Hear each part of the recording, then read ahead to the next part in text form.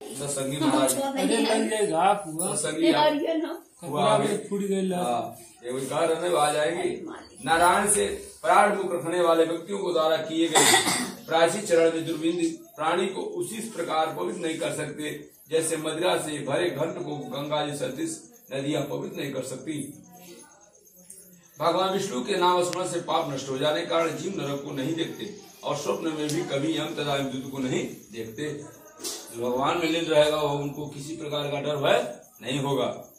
जो व्यक्ति अकाल में नंदन नंदन भगवान श्री कृष्ण की जिसके पीछे चलते हैं, ऐसे गाय को ब्राह्मणों को दान देना चाहिए। वह मांस हड्डी और रक्त से परिपूर्ण बैतरणी नदी में नहीं गिरता। जो गाय का दान करता है वह बैतरणी नदी में नहीं जाता अथवा भगवान का विमान आता अथवा मृत्यु के समय में नंदन नंदन इस प्रकार की वाणी भगवान नाम का उच्चार करता और पुनः मांस हड्डी रक्त से पूर्ण बैतरणी रूप शरीर को प्राप्त नहीं करता, शरीर धारण नहीं करता अर्थात मुक्त हो जाता है। अतः पापों समूह नष्ट करने वाला दांतों के बार बार निकलने के कारण इनकी द्विज संज्ञा है। यह द्विजभ्य का अर्थ धातु होने वाले शब्द नंद नंदन से है और गाम का तात्पर्य वाणी से है। महाविष्णु के नाम का स्मरण करना चाहिए अथवा गीता या विष्णु सहस्त्र नाम का पठन अथवा श्रवण करना चाहिए। एकादशी का व्रत गीता गंगा जल तुलसी दल भगवान विष्णु का चरणामृत और नाम ये मरणा काल में मुक्ति देने वाले हैं। इसके बाद घृत्य और स्वर्ण सहित आनंद दान का संकल्प करें। श्रोत्रिय द्विज वेद पाठी ब्राह्मण को स्वस्थ गौ का दान करें। हे ताज्यानि जो जैसा ब्राह्मण को देने जो उसी को ऐसा दान किया जाए। हे ताचार्य जो मनुष्य अंत काल में थोड़ा या बहुत दान देता है और पुत्र उसका अनुमोदन करता है वह दान अच्छा होता है। यानी बाप लड़का दान देना कर रहा है और उसमें कोई आनाकानी करता है भगवान से नाराज हो जाते हैं। सत्पुरुष को चाहिए अंत काल में सही प्रकार ध्यान दिलाए। लोक में धर्मवत पुरुष पुत्र के लिए प्रार्थना करते हैं। भूमि पे स्थित आदि आंख मूंदे हुए पिता को देखो पुत्र उनके द्वारा पूर्व संचित धन में विषय में तृष्णा नहीं करना चाहिए। वो पिता आंख मूंद करके सब देख रहा मेरा पुत्र क्या कर रहा है। सत्पुरुष के द्वारा दिए गए दान से जब तक उसका पिता जीवित हो तब तक वह फिर मृत्यु के अनंतर अतिवाहित सही से और लोक के मार्ग में दुख नहीं प्राप्त करता। यानी जब तक जीता है हाथ से जो दान दिया वही दान उसको मिलेगा।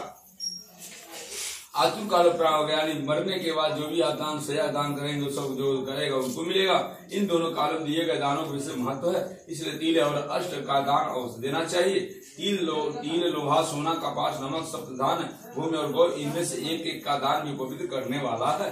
यह अष्ट महादान कहा गया है। महापातों का नाश करने वाला है अतः अंत काल इसे देना चाहिए। इन दानों का उत्तम फल है। सुनो तीनों प्रकार पवित्र तिल मेरे पसीने से उत्पन्न है। देखिए भगवान कह रहे हैं जो तिल का आप दान करते हो मेरे पसीना से उत्पन्न है। असुर दाना और दैत्य दान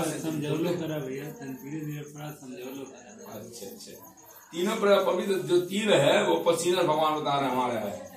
असुर दाल और दैत्य तिल दान से तृप्त होते हैं। असुर और दानव और दैत्य ये तीनों तिल से खुश हो जाते हैं। श्वेत कृष्ण तक कपिल भूरे वर्ण का तिल यानी सफेद रंग का जो तिल का दान होता है वह वाणी को शुद्ध करता है। मन और शरीर द्वारा किए गए त्रिविध पापों को नष्ट कर देता है। लोहे का दान भूमि में हाथ रखकर देना चाहिए। लोहे का दान जो भी करिए भूमि में हाथ रखकर दान कीजिए। ऐसा करने से वह जीव यम सीमा को प्राप्त नहीं करता, यम को दरबार नहीं जाता समझाता और यम मार्ग में नहीं जाता। पाप कर्म करने वाला व्यक्तियों का निग्रह करने के लिए यम के हाथ में कुल्हाड़ी होता है, मूसल होता है, दंड होता है, तलवार छुरी शस्त्र के रूप में रहते हैं। यमराज के आयुधों को संतुष्ट करने के लिए ये लोहे का दान कहा गया। यानी अगर वो यमराज जी को खुश करना है तो उसमें लोहे का दान करना चाहिए।